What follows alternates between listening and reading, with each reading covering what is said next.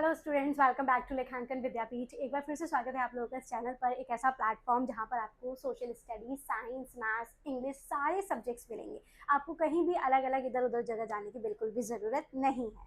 मेरा नाम है लाइबा और मैं पिछले 7 सालों से सोशल स्टडीज़ पढ़ा रही हूँ और मैं आप लोगों को पढ़ा रही हूँ क्लास 9 की सोशल स्टडीज़, जिसके कई सारे चैप्टर्स हम लोगों ने कवर किए हैं।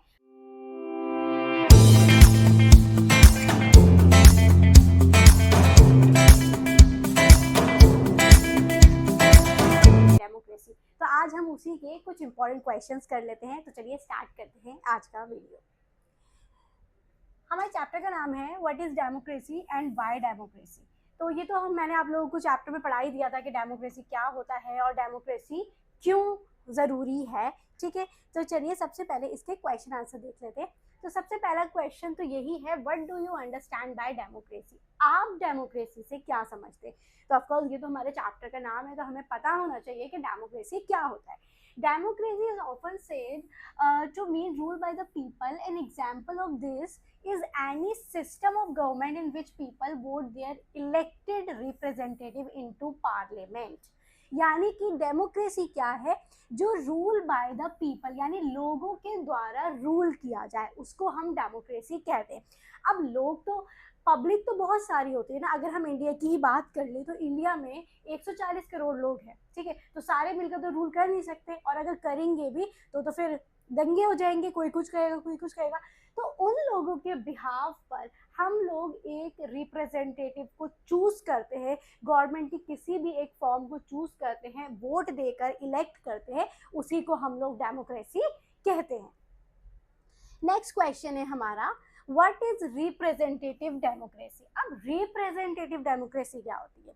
Under representative democracy, all the people do not rule or take decision, but a majority or elected representative are allowed to take decisions on behalf of all the people. यानी कि representative democracy आपका क्या होता है? जो all the people do not, देखो सारे लोग रूल नहीं कर सकते, आपको किसी एक को रिप्रेजेंट करना पड़ेगा उसको। जैसे अब कांग्रेस पार्टी है या भारतीय जनता पार्टी है, तो उसमें बहुत सारे लोग हैं, लेकिन उनको रिप्रेजेंट कर रहे हैं नरेंद्र मोदी जी। ठीक है, तो इस तरह से एक पर्सन होता है जो रिप्रेजेंट करता है, या कांग्रेस पार्टी को रिप्रेजेंट करते हैं राहुल गांधी। ठीक है, तो represent all the people, do not or take decision but a majority, मतलब सारे डिसीजन नहीं ले सकते, उनके बिहाफ पर एक पर्सन रिप्रेजेंट करता है। ठीक है, तो उसी को हम बोलते हैं रिप्रेजेंटेटिव डेमोक्रेसी। अच्छा, आप जैसे कहीं पर जाते हो, जैसे इंडिया की टीम कहीं पर जाती है, तो वहाँ पे ऐसे नहीं पुकारा जाता ये विराट कोहली है, ये सचिन तेंदुलकर है। वहाँ पर पुकारा जाता है ये इंडिया की टीम है, यानी रिप्रेजेंट कर रहे हैं वो इंडिया को। तो उसी तरह से रिप्रेजेंटेटिव डेमोक्रेसी होती है। नेक्स्ट क्वेश्चन है, what do understand by political equality. अब पॉलिटिकल इक्वालिटी क्या होता है? Democracy is based on political equality. Democracy का मतलब ही ये है कि पॉलिटिकल इक्वालिटी हो, क्योंकि डेमोक्रेसी हम इसीलिए ऑप्ट करते हैं, इसीलिए चूज करते हैं ताकि सब इक्वल हो। एंश्योर्स इक्वल राइट्स, सबके राइट्स इक्वल हो। Both the rich and poor, चाहे कोई गरीब हो या अमीर हो। द एजुकेटेड एंड अनएजुकेटेड, यानी कि पढ़ा लिखा हो या पढ़ा लिखा नहीं हो। Get equal rights, democracy enhances the dignity of the people, यानी सबके जो राइट्स हैं वो इक्वल होने चाहिए। ये डेमोक्रेसी की डेफिनेशन है।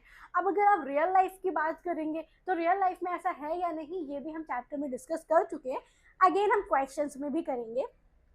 अच्छा, what does direct democracy imply. Direct democracy क्या है? Why can it not be practiced in the present day world। ये आ गया वही क्वेश्चन कि डायरेक्ट डेमोक्रेसी क्या है, इससे आप क्या समझते हो, और ये जो है आज के वर्ल्ड में, प्रेजेंट वर्ल्ड में क्यों प्रैक्टिसाइज्ड नहीं है। देखो, direct democracy implies Direct democracy implies to the democracy in which every citizen must be able to play equal role in decision making, यानी कि हर एक बंदे का जो डिसीजन मेकिंग का राइट है वो इक्वल होना चाहिए, ठीक है, चाहे वो जाति के आधार पर हो या फिर जेंडर के बेस पर हो या फिर किसी भी मजहब के बेस पर हो, हर एक पर्सन को इक्वल राइट होना चाहिए, उसी को हम डेमोक्रेसी कहते हैं, इक्वल डेमोक्रेसी कहते हैं। अच्छा, modern democracies involve such a large number of people that it is physically not possible for them to sit together and take a collective decision. Again वही चीज़ आ गई कि सारे लोग बैठ कर डिसीजन नहीं ले सकते। जैसे इंडिया की बात कर ले, इंडिया बहुत वाइड कंट्री है, बहुत बड़ा कंट्री है, या कोई अदर कंट्री ले ले, सब बैठ के कोई डिसीजन लेंगे तो क्लैशेस हो जाएंगे, लोग कहेगा, कोई कहेगा ये वाला सही है, कोई कहेगा ये वाला सही है, तो सब फिजिकली पॉसिबल नहीं हो सकते।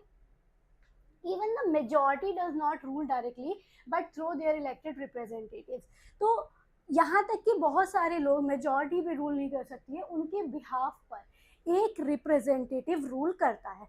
तो हम लोगों ने इस बात को मल्टीपल टाइम्स डिस्कस कर लिया, आप लोगों को क्लियर हो गया होगा कि जब बहुत सारे लोगों के बिहाफ पर एक रिप्रेजेंटेटिव को किया जाता है, मतलब एक रिप्रेजेंटेटिव रूल करता है, जैसे मैंने आपको बीजेपी का एग्जांपल नरेंद्र मोदी से दिया, या फिर कांग्रेस का एग्जांपल दिया, या फिर इंडियन टीम हमारी क्रिकेट का एग्जांपल दिया, तो एक कोई रिप्रेजेंट करता है उसको, ठीक है।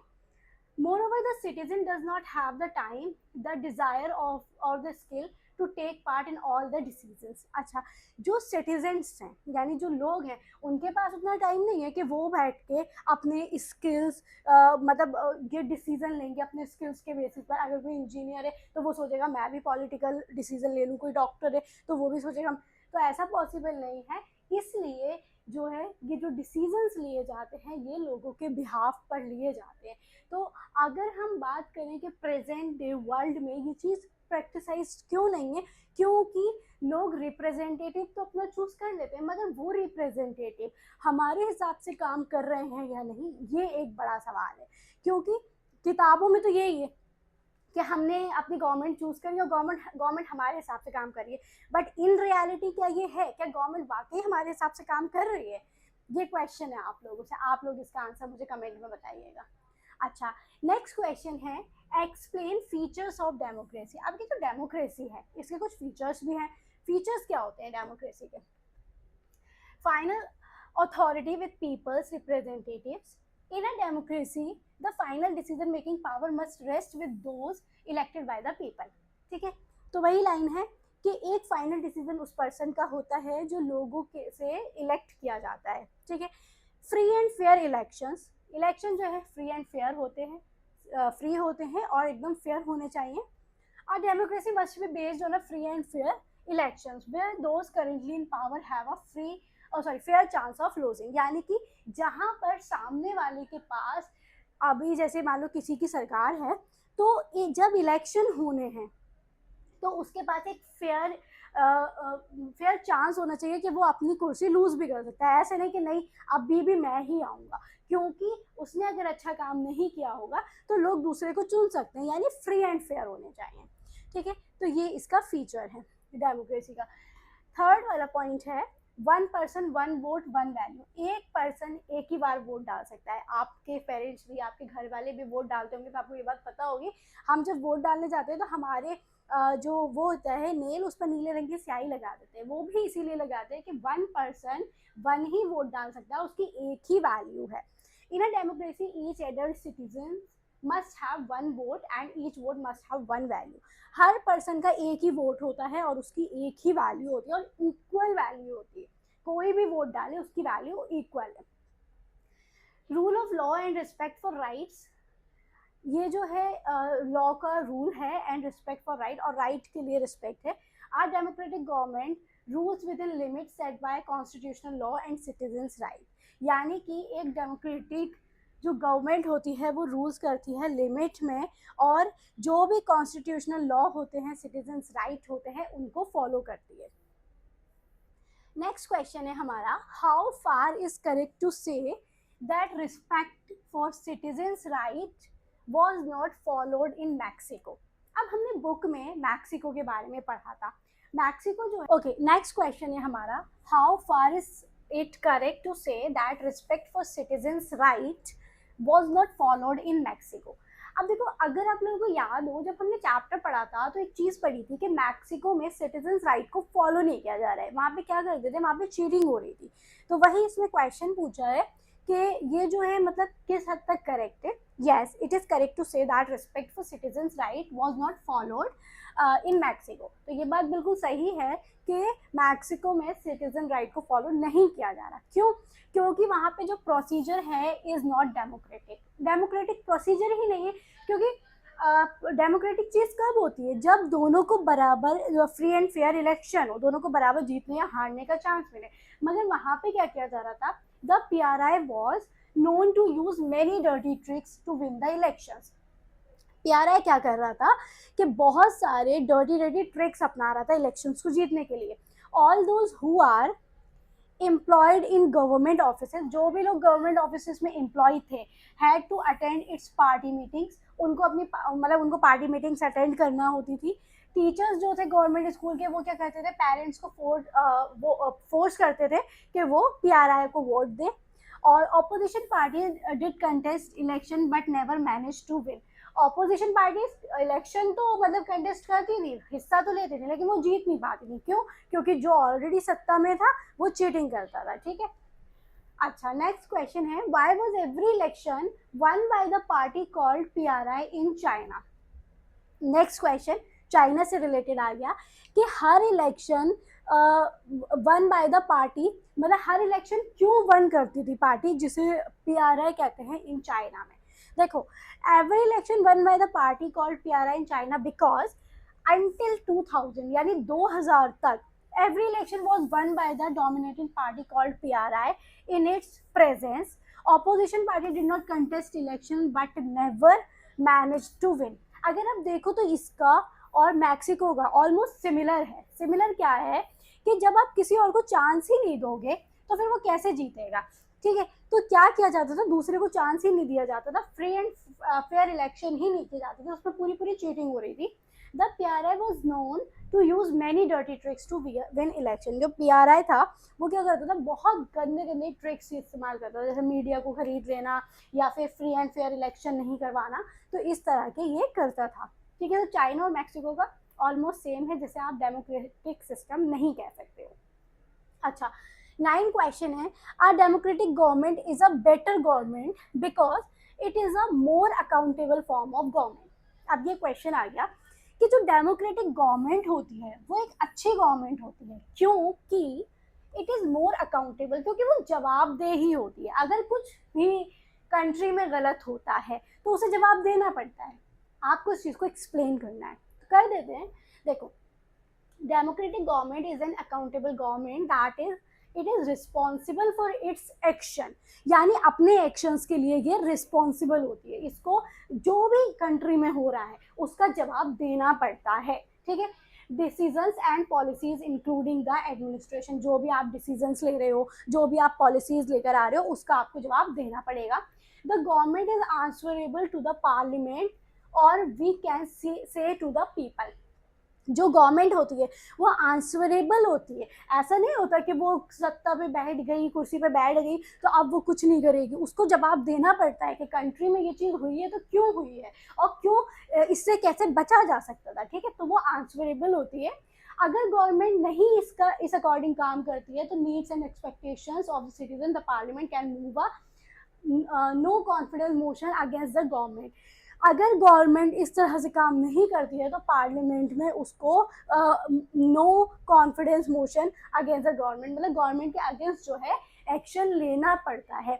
मोर देन 3 करोड़ पीपल, यहाँ पे स्पेलिंग मिस्टेक हो गई है, करोड़ है ये, एडिटर की मिस्टेक है। More than 3 crore people lost their life in 1958 to 61। अब आप लोगों को पता है कि 58 से 61 में एक फेमाइन आया था चाइना में, लेकिन India whose economic condition was poorer as compared to China। लेकिन इंडिया की अगर हम बात करें तो चाइना के कंपैरिजन में इंडिया की इकोनॉमिक तो है ही down. Did not have a famine of the kind China had. अगर यहाँ पर आता तो हम इस चीज़ को फेस कर ही नहीं पाते। ठीक है, The existence of democracy in India made the India government respond to food security in a way that the Chinese government did not. India को जवाब देना पड़ता क्योंकि इंडिया में एक डेमोक्रेटिक गवर्नमेंट है, बट चाइना ने ऐसा नहीं किया क्योंकि चाइना में डेमोक्रेटिक गवर्नमेंट नहीं थी। तो आप लोग याद रखना 58 से 61 के बीच चाइना में एक फेमाइन आया था जिसमें 3 करोड़ से ज़्यादा लोगों ने अपनी जान गंवाई थी। तो इस पर क्वेश्चन भी आ सकता है 1 मार्क। अच्छा, आप लोगों के 1 मार्क क्वेश्चन भी इन्हीं क्वेश्चंस में कवर हो रहे हैं, तो इनको प्लीज अच्छे से करना। नेक्स्ट क्वेश्चन है हमारा, why has India never had a famine of the level which occurred in China in 1958 to 61। उसी से रिलेटेड क्वेश्चन आ गया कि इंडिया जो है, इंडिया का जो लेवल है वो चाइना के अकॉर्डिंग, जब चाइना में 1958 to 68 में वो आया था, फेमाइन आया था, तो मतलब इंडिया जो है क्यों उस सिचुएशन को फेस नहीं कर सकता था। देखो, नियरली 3 करोड़ पीपल डाइड, ठीक है, अभी हमने पढ़ा कि 3 करोड़ लोग मरे थे उसमें। In those days India's economic condition was not much better than China. और इंडिया की उस टाइम पर, यानी जो 58 और 61 का दौर था, तो तब तो इंडिया की कंडीशन बहुत ज़्यादा ख़राब थी, हम आज़ाद ही होकर चुके थे। Yet India did not have a famine of the kind of China had. The reason was the difference in the economy policies of the two countries. तो रीज़न क्या है, अगर इंडिया में इस तरह की चीज़ होती तो इंडिया को आंसरेबल होना पड़ता। ऐसा क्यों? क्योंकि दोनों की पॉलिसीज अलग है कंट्रीज की, ठीक है। The democratic government in India responded to the food shortage in a way that the Chinese government did not. देखो, इंडिया में क्या है, इंडिया की गवर्नमेंट रिस्पॉन्डेड होती अगर फूड की शॉर्टेज होती, लेकिन चाइना गवर्नमेंट नहीं थी। If China had multi party election, अगर चाइना में मल्टी पार्टी इलेक्शन होते and opposition party and press free to criticise the government, so many people would not have died in the famine. तो China को भी जवाब देना पड़ता, अगर चाइना में एक डेमोक्रेटिक गवर्नमेंट होती तो चाइना को भी जवाब देना पड़ता, और जब गवर्नमेंट को जवाब देना पड़ता है तो वहाँ पे गवर्नमेंट को काम करना पड़ता है, तो इतने लोगों की जान नहीं जाती। नेक्स्ट है, explain democracy improve the quality of decision making. यानी कि जो डिसीजन मेकिंग है उसकी क्वालिटी जो है डेमोक्रेसी इम्प्रूव करती है, हमें एक्सप्लेन करना है। देखो, democracy is based on consultation and discussion. जो डेमोक्रेसी होती है वो कंसल्टेशन और डिस्कशन पे बेस्ड होती है।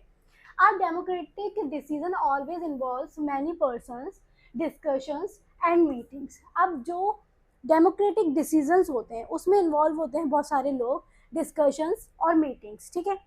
When a number of people put their heads together, they are able to point out possible mistakes in any decision. अब देखो, जब बहुत सारे नंबर ऑफ, मतलब बहुत सारे लोग होंगे, एक साथ बैठे होंगे, तो उनसे फिर गलतियां भी होंगी, ठीक है। लोगों के डिसीजंस भी मिसमैच होंगे, कोई चाहता होगा कि ऐसा हो, कोई चाहता होगा वैसा हो, ठीक है। तो as most of the decisions are taken by discussion, this reduces the chances of rash or irresponsible decisions. If the decision is not according to the wishes of the people, they have the right to protest and even can force the government to withdraw it. अब आपने एक चीज़ देखी होगी, India में पिछले कुछ time से अगर गवर्नमेंट का कोई डिसीजन लोगों को पसंद नहीं आता है तो लोग उस पर प्रोटेस्ट करते हैं। तो इसमें वही चीज़ देखी हुई है कि अगर गवर्नमेंट, देखो सारे मिलकर तो डिसीजन ले नहीं सकते हैं, तो लोग क्या करते हैं, अपने बिहाफ पर एक रिप्रेजेंटेटिव को खड़ा कर देते हैं। अब वो रिप्रेजेंटेटिव अगर काम नहीं कर रहा है तो लोगों के पास एक राइट होता है कि वो क्या करें, वो प्रोटेस्ट करें। उस प्रोटेस्ट में कोई भी नुकसान नहीं होना चाहिए, आप आराम से कामली प्रोटेस्ट करो और अपना बताओ कि हमें आपका ये डिसीजन पसंद नहीं। हमारा क्वेश्चन है, question number 12, in a democracy, the majority of people rule through their elected representative given reason। यानी कि जो डेमोक्रेसी होती है उसमें majority of the people rule करते हैं एक इलेक्टेड रिप्रेजेंटेटिव के बिहाफ पर, एक इलेक्टेड रिप्रेजेंटेटिव रूल करता है मेजॉरिटी ऑफ पीपल के बिहाफ पर, हमें रीज़न देने, ठीक है। तो मॉडर्न डेमोक्रेसी क्या कहती है, involve such a large number of people that it is physically impossible for them to sit together and take a collective decisions, ठीक है। ये बहुत सारे लोग एक साथ बैठ के डिसीजंस नहीं ले सकते हैं।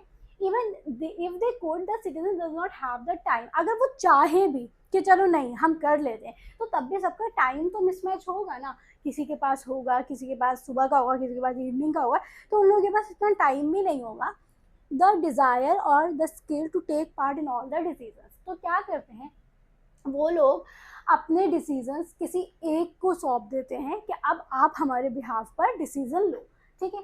अच्छा, नेक्स्ट क्वेश्चन है, what is the role of citizens in promoting democracy. एक प्रमोट करने को, डेमोक्रेसी के प्रमोट करने को एक सिटीजन की क्या वैल्यू है, क्या रोल है। देखो, हर सिटीजन जो है should be able to play an equal role. हर एक पर्सन जो है वो इक्वल रोल प्ले कर रहा है in decision making. For this a citizen not only needs an equal right to vote but also need to have equal information.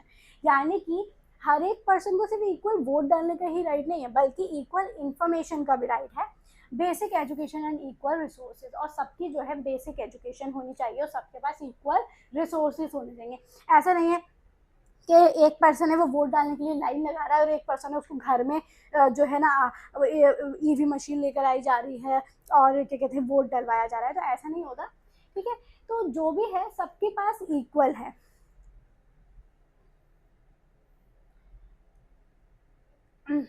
अच्छा, next question है, are democracy and good democracy same. अच्छा, okay, वो पूछ रहा है democracy and good democracy क्या same है, अगर नहीं तो एक्सप्लेन करना है। नहीं है सेम। देखो, democratic government is a government which is elected by the people. यानी डेमोक्रेटिक गवर्नमेंट तो हमने कई बार पढ़ लिया, जो पीपल के द्वारा इलेक्ट की जाती है। But a good democracy is a government which is elected by people and people take part in all the decisions। यानी कि लोगों के लिए काम भी करे, उसे बोलते हैं हम गुड डेमोक्रेटिक, ठीक है। अब हमने गवर्नमेंट को चुन लिया और गवर्नमेंट काम कर रही है, ये तो हो गई डेमोक्रेसी। हमने गवर्नमेंट को चुना और गवर्नमेंट हमारे लिए काम कर रही है, इट्स कॉल्ड गुड डेमोक्रेसी। अच्छा, in a democracy regular election are held. यानी डेमोक्रेसी में रेगुलर इलेक्शन जो है वो किए जाते हैं, but in a good democracy regular free and fair elections are held. यानी कि फ्री एंड फेयर इलेक्शंस किए जाते हैं। अच्छा, डेमोक्रेसी में there is political equality. Democracy में पॉलिटिकल इक्वालिटी होती है, लेकिन गुड डेमोक्रेसी में along with political there is economic as well as socially equal. यानी कि इकोनॉमिक इक्वालिटी भी मैटर करती है और सोशल इक्वालिटी भी मैटर करती है। नेक्स्ट क्वेश्चन है, how does democracy in a country enhance the dignity of an individual. यानी कि हमारी कंट्री में जो डेमोक्रेसी है उसमें एक इंडिविजुअल की क्या अहमियत है। देखो, democracy is based on the principle of political equality. यानी ये पॉलिटिकल इक्वालिटी के प्रिंसिपल पर बेस्ड है, ठीक है। So all citizens whether rich or poor, चाहे कोई पढ़ा लिखा हो, सॉरी अमीर हो या गरीब हो, एजुकेटेड हो या अनएजुकेटेड हो, सब सेम स्टेटस रखते हैं। People are not subjects of a ruler, they are the rulers themselves. यानी कि पीपल अपने आप में रूलर्स हैं। आप लोग ये मान के चलिए कि हम एक डेमोक्रेटिक कंट्री में रहते हैं तो हम पर रूल नहीं किया जा रहा है, हम रूल कर रहे हैं। क्योंकि हम सब रूल नहीं कर सकते, तो हमने एक अपनी गवर्नमेंट को चूज करा है जो हमारे बिहाफ पर रूल करती है। तो वही एक इंडिविजुअल की बहुत इंपॉर्टेंस है। The ruler has to rule or work according to the wishes and the needs of the people। तो जो रूलर है वो काम कर रहा है नीड्स ऑफ द पीपल, लोगों के नीड्स, जरूरत के लिए। If the people do not like the ruler they can change him through election. अगर लोगों को पसंद नहीं आएगा तो आप 5 साल में बदल सकते हो। हर 5 साल बाद इलेक्शन हील्ड होते हैं। इवन ऐसा भी होता है कि कभी कभी सरकार भी गिर जाती है, मतलब अगर लोगों को नहीं पसंद आता है तो आप 5 साल से पहले भी सारे लोग जो है उस सरकार को खत्म कर सकते हैं। अब हमने आपकी बुक में एक वर्ड पढ़ा था, रेफरेंडम। पाकिस्तान में क्या रेफरेंडम हुआ था, अगर आप लोगों को चैप्टर याद हो तो उसी से रिलेटेड क्वेश्चन है कि रेफरेंडम होता क्या है। A direct vote in which the entire electorate is asked to either accept or reject a proposal. याद है हमने जब पढ़ा था कि मुशर्रफ ने ये रेफरेंडम करवाया था कि जो मतलब अपने आप को क्या मुझे रहना चाहिए आगे या नहीं। तो वही होता है रेफरेंडम। ये एक डायरेक्ट वोट होता है जिसमें पूछा जाता है, या तो एक्सेप्ट किया जाता है या रिजेक्ट किया जाता है आपके प्रपोजल को कि हमें बने रहना है या नहीं रहना है, उसको बोलते हैं हम रेफरेंडम। क्वेश्चन नंबर 17 है, state 2 merits and demerits of democracy. अब हम डेमोक्रेसी के बारे में इतना पढ़ रहे हैं तो डेमोक्रेसी के कुछ मेरिट्स, मतलब एडवांटेजेस तो होंगे, लेकिन जाहिर सी बात है जितने किसी भी चीज़ के एडवांटेजेस होते हैं ना, उतने ही उसके डिसएडवांटेजेस भी होते हैं, मतलब मेरिट्स के साथ डिमेरिट्स भी। तो पहले तो डेमोक्रेसी एक गवर्नमेंट की फॉर्म है जिसमें लोग गवर्नमेंट को चूज़ करते हैं वेलफेयर के लिए and can be change bye them, और बदलने के लिए, मतलब जो भी चल रहा है एक नया बदलाव लाने के लिए। इसके मेरिट्स क्या हैं? तो सबसे पहले इसके मेरिट्स की बात कर लेते हैं। इसके मेरिट्स क्या हैं? देखो डेमोक्रेसी के मेरिट्स क्या हैं। Democracy is the best form of government as the rulers are accountable to the people and have to fulfill their needs. जाहिर सी बात है, अभी मैंने आप लोगों को बताया कि डेमोक्रेसी में क्या किया जाता है, जो भी गवर्नमेंट होती है वो क्या होती है, वो अकाउंटेबल होती है किसी भी चीज़ को बताने के लिए। अगर कोई भी रिस्पॉन्सिबिलिटी है तो गवर्नमेंट की रिस्पॉन्सिबिलिटी होती है, गवर्नमेंट को उस रिस्पॉन्सिबिलिटी को जवाब देना पड़ता है, मतलब बोलना पड़ता है कि ये चीज़ इस वजह से हुई है, ठीक है। Democracy is based on consultation and discussion, और डेमोक्रेसी कंसल्टेशन पर डिस्कशन पे बेस्ड होती है, जितना ज़्यादा डिस्कस किया जाएगा उतना ही अच्छा रिजल्ट निकलेगा, ठीक है। This reduces the chances of hasty and irresponsible decision from being taken and improve the quality of decision making, ठीक है। तो ये क्या करती है, ये irresponsible decision from being taken and improve the quality of decision making, कोई भी ऐसा डिसीजन जो कि गलत हो उसे इम्प्रूव करने में हेल्प करती है, ठीक है। अच्छा, जबकि इसके कुछ डीमेरिट्स भी हैं। Leaders keep changing in democracy, this leads to instability. Democracy is all about political competition and power play, there is no scope for morality. देखो इसमें क्या होता है, leaders keep changing in democracy, leaders जो है वो डेमोक्रेसी को change कर देना चाहते हैं, क्योंकि ये क्या कहते हैं कि instability, democracy is all about political competition and power play, यानी कि ये एक इनस्टेबिलिटी लेकर आ रही है पॉलिटिकल में, पॉलिटिक्स में ये क्या कर रही है, एक कंपटीशन को करती है, ठीक है। और लीडर्स कभी भी कंपटीशन नहीं चाहते, क्योंकि कंपटीशन का मतलब है कि वो हार भी सकते हैं। There is no scope for morality, और इसमें मॉरलिटी का कोई भी स्कोप नहीं होता है। क्वेश्चन नंबर 18 देखते हैं, how elections in India are different from Mexico. अब मैक्सिको के बारे में हम लोगों ने के बारे में हम लोगों ने पढ़ा था कि मैक्सिको में जो इलेक्शन होते हैं वो मतलब PRI सिस्टम के थ्रू होते हैं, जिसमें चीटिंग की जाती है। तो इंडिया के और मैक्सिको के इलेक्शंस में डिफरेंस पूछा है। Both the countries have multi party system. देखो दोनों कंट्रीज में मल्टी पार्टी सिस्टम है, इंडिया में भी बहुत सारी पार्टीज है और मैक्सिको में भी बहुत सारी पार्टीज है, उसी को तो इलेक्शन कहते हैं ना, जब बहुत सारों में से एक को चूज किया जाए। इन case of India, political parties in power often lose election, whereas in case of Mexico, PRI did not lose a single election for more than 70 years। यानी कि 70 सालों से मैक्सिको में अपोजिशन पार्टी जो है वो इलेक्शन जीत ही नहीं पा रही है, जो खड़ा होता है वही जीतता है, जबकि इंडिया में ये चांसेस है कि कोई भी पार्टी लूज कर सकती है। Elections in India are held after every 5 years। आप लोगों को पता होगा हर 5 साल में इंडिया में इलेक्शन होते हैं। अभी हम लोग के जो लास्ट इलेक्शन हुए थे 2024 में हुए थे, जिसमें नरेंद्र मोदी प्राइम मिनिस्टर बने थे, ठीक है। तो हर 5 साल में इंडिया में इलेक्शन होते हैं। Where is in case of Mexico, election are held after 6 years। Mexico में भी होते हैं, लेकिन वहाँ पे क्या हो रहा है, वहाँ पे फ्री एंड फेयर नहीं हो रहा है, हर 6 साल में होते हैं मैक्सिको में। Government official work under the election commission during the election days, where is this is not true for Mexico. तो गवर्नमेंट का जो एक तरह से जो डेमोक्रेसी है वो मैक्सिको में तो एक तरह से ट्रू है ही नहीं, क्योंकि मैक्सिको में तो उस चीज़ को फॉलो ही नहीं किया जा रहा। देखो नेक्स्ट क्वेश्चन है, एसेस एनी 3 कंडीशंस। आपको 3 ऐसी कंडीशंस बतानी हैं that apply to the way our democratic government is run after the election। यानी कि एक गवर्नमेंट जो होती है, एक डेमोक्रेटिक गवर्नमेंट जो होती है, वो इलेक्शन के बाद जो किस तरह से मतलब रन करती है। देखो people should have the freedom to express their views. लोगों को अपने व्यूज को एक्सप्रेस करने का राइट है, बिल्कुल राइट है। अगर मुझे कोई चीज़ अच्छी नहीं लग रही तो मुझे राइट है, मैं उसे बोल सकती हूँ, ठीक है। They should have freedom to form association and to protest also. अच्छा, उनको राइट है कि वो फ्रीडम हो उनको, और association and to protest also, और प्रोटेस्ट भी कर सकें वो। Country is government by the constitutional law. जो कंट्री है वो गवर्न की जाती है जो भी हमारा कॉन्स्टिट्यूशनल लॉ कहता है उसके according. Everyone should be equal in the I of law, और कानून की नज़रों में हर एक पर्सन इक्वल है, समान है। People's rights should be respected and it must be protected by an independent judiciary whose orders are obeyed by everyone.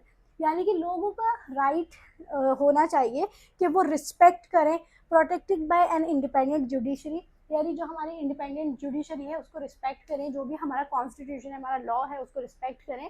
Whose orders are obeyed by everyone, जिसके जो ऑर्डर्स हैं वो हर एक को जो है मानने चाहिए, आज्ञा मतलब उसकी माननी चाहिए. अच्छा, क्वेश्चन नंबर 20 है. क्वेश्चन नंबर 20 रिपीट है, ये मैं आप लोगों को करा चुकी हूँ, तो इसको हम लोग छोड़ देते हैं, ये आप लोगों के पार्ट 1 में आ चुका है. ठीक है, तो ये एडिटर से मिस्टेक हो गई है, ये दोबारा से रिपीट हो गया है, कोई दिक्कत नहीं है, इसको हम लीव कर देते हैं, आप लोग इसको पार्ट 1 में देख लीजिएगा, इंपॉर्टेंट क्वेश्चन है. अपना आ जाते हैं क्वेश्चन नंबर 21 में. Democracy is all about political competition and power play. जो डेमोक्रेसी होती है वो पॉलिटिकल कॉम्पिटिशन है, all about political competition and power play. There is no scope for morality, इसमें मोरालिटी का कोई स्कोप नहीं है. Justify the statement by given argument against democracy, तो अपनी इस स्टेटमेंट को जस्टिफाई करना है. सबसे पहले political parties and candidates use all the dirty tricks to win election. देखो पॉलिटिकल पार्टीज क्या करती हैं, जितना पॉसिबल हो सकता है डर्टी ट्रिक्स यूज करती हैं इलेक्शन को जीतने के लिए. Many of them use money and muscles power during the election, और बहुत सारे ऐसे होते हैं जो मनी मतलब पैसे को या मसल्स पावर मतलब अपनी शक्तियों का इस्तेमाल करते हैं इलेक्शन के दौरान. पॉलिटिकल पार्टीज और candidate demand votes on the basis of caste, religion, etc. Political parties पता है कैसे वोट मांगते हैं, वोट बैंक का यूज़ करते हैं, मतलब रिलीजन के बेसिस पर. जैसे एक जाति के लोगों को बोल दिया कि हम आपको बहुत फ़ायदा पहुंचाएंगे, दूसरों को बोल दिया कि हम आपको बहुत फ़ायदा पहुंचाएंगे, तो इस बेसिस पर पॉलिटिकल लीडर्स जो है वो काम करते हैं, जो कि गलत है.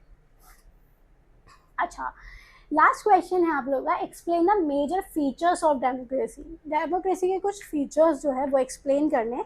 तो वैसे हम लोग कई बार पढ़ चुके हैं, बट मैं आप लोगों को अगेन बता देती हूँ कि देखो इसमें फाइनल अथॉरिटी जो होती है वो पीपल्स के रिप्रेजेंटेटिव की होती है. डेमोक्रेसी में फाइनल डिसीजन जो है power must rest with those elected by the people, यानी कि वो करता है जो इलेक्ट किया जाता है पीपल के द्वारा.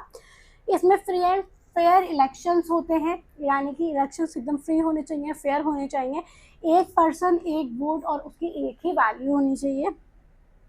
और जो भी आपका रूल ऑफ लॉ है and respected for rights are democratic government rules within limits set by consultation law and citizens right. यानी कि जो आपका rule of law and respected for rights are democratic government rules within limits set by constitution, यानी कि जो भी constitution ने set कर दिया लॉ एंड सिटीजन जो है वही फॉलो करना चाहिए. तो आप लोगों के ये क्वेश्चंस इतने ही थे, इसमें आप लोगों का पूरा चैप्टर कवर हो रहा है. आई होप आप लोगों को सारे क्वेश्चन समझ में आए होंगे, आपको वीडियो अच्छा लगा होगा. अगर आप लोगों को अच्छा लगा हो तो इसे लाइक शेयर सब्सक्राइब ज़रूर करें, अपने दोस्तों के साथ शेयर करें, और जो है हमारे चैनल के साथ बने रहें. और जिन्होंने अभी तक हमारे चैनल को सब्सक्राइब नहीं किया है वो प्लीज़ सब्सक्राइब कर दें. Thank you for watching.